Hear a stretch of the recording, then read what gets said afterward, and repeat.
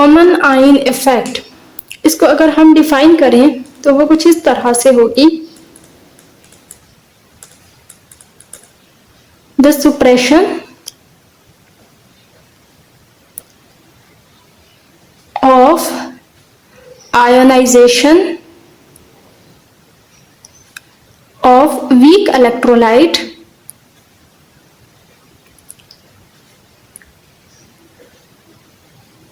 by the addition of common ion। हम इसके कुछ एग्जाम्पल्स देख लेते हैं।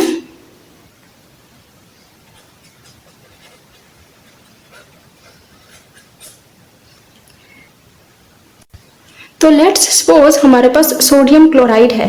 सोडियम क्लोराइड एक्वस सॉल्यूशन में किस तरह से आयोनाइज होगी, क्या बनाएगी, sodium ion aqueous plus chloride ion aqueous. अब इसकी आयोनाइजेशन के लिए हमने रिवर्सिबल साइन यूज किया है। रिवर्सिबल साइन का मतलब है कि ये रिएक्शन फॉरवर्ड डायरेक्शन में भी जा सकता है और रिवर्स डायरेक्शन में भी जा सकता है।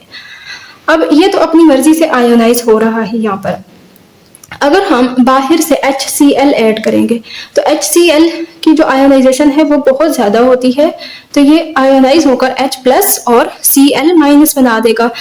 ये भी एक्वस होगा और ये भी एक्वस होगा, यानी जिस सॉल्यूशन के अंदर सोडियम आयन और क्लोराइड आयन मौजूद थे, ये एक ही बीकर के अंदर हैं, अगर सारे जिस सॉल्यूशन के अंदर सोडियम और क्लोराइड आयन मौजूद थे उस सॉल्यूशन में हमने H+ और क्लोराइड आयन डाल दिया। अब ये वाला जो क्लोराइड आयन है ये इस क्लोराइड आयन के साथ कॉमन है। ये क्या है, कॉमन है आपस में। कुल मिला के हम कह सकते हैं कि हमने बाहर से एक कॉमन आयन ऐड किया है।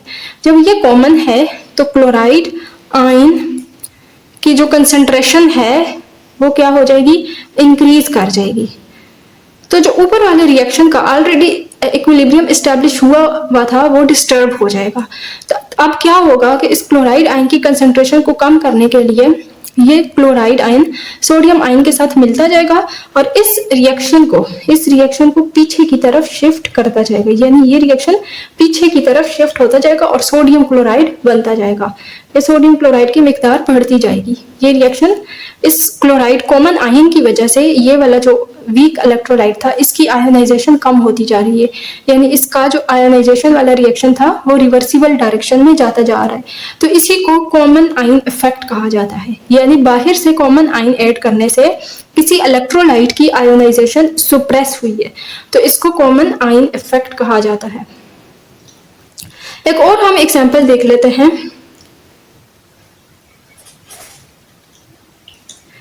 जिसमें KClO3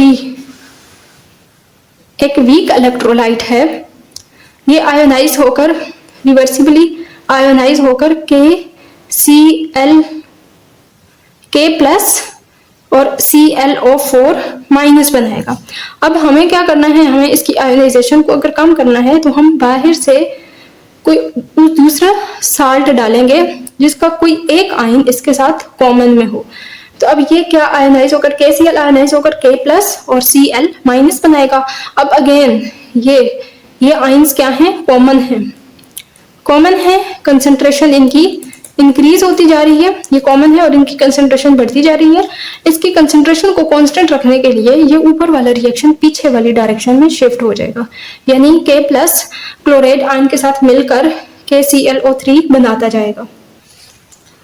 इसी तरह हम एक और एग्जांपल देख लेते हैं। हाइड्रोजन सल्फाइड आयोनाइज होकर रिवर्सिबली आयोनाइज होकर 2 moles of H+ and sulphide ion बनाता है। इसके अंदर अगर हम बाहर से HCl ऐड कर दें तो वो आयोनाइज होकर H+ एंड Cl- आयन बनाएगा। अब ये H+ आयन्स जो है ये क्या है, कॉमन है। तो इन कॉमन होने की वजह से ये ऊपर वाला रिएक्शन पीछे की तरफ जाएगा, नीचे वाला तो जा नहीं सकता क्योंकि HCl की आयोनाइजेशन तो बहुत ज्यादा मिकदार में होती है। ऊपर वाला चूंकि रिवर्सिबल है तो यही पीछे जा सकता है। तो ये H+ अब सल्फाइड आयन के साथ मिलते जाएंगे और रिएक्शन पीछे की तरफ जाता जाएगा, तो हाइड्रोजन सल्फाइड बनता जाएगा। तो इसी तरह से किसी भी वीक इलेक्ट्रोलाइट की आयोनाइजेशन को कम करने के लिए या उसको सप्रेस करने के लिए हम बाहर से अगर कॉमन आयन डाल दें तो वो रिएक्शन ऑटोमेटिकली पीछे की तरफ शिफ्ट हो जाएगा। तो इस अमल को कहा जाता है कॉमन आयन इफेक्ट।